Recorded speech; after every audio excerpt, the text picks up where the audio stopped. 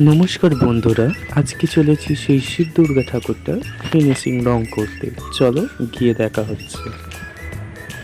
তো আমি এসে এখানে বেশ কালারগুলো করা ছিল, আমি কাপড় আঁকা এখন শুরু করেছি এক সাইড থেকে। তো কাপড়টা আমি আস্তে আস্তে এঁকে নিয়ে বাকি কাজ কমপ্লিট করবো। চলো দেখতে থাকো।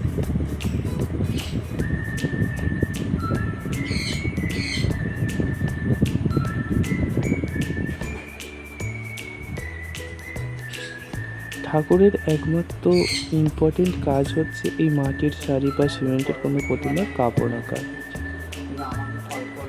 জাস্ট দেখো, ফাইনাল প্রায় হয়ে এসছে, শুধু চোখগুলো আঁকলে ঠাকুর পুরো কমপ্লিট। আমার কাপড়ের কাজ কমপ্লিট, কাপড় পাড়, এদিকে শিবের বাকশালও কমপ্লিট।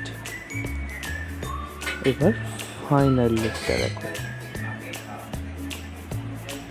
ঠাকুরটা কেমন হয়েছে অবশ্যই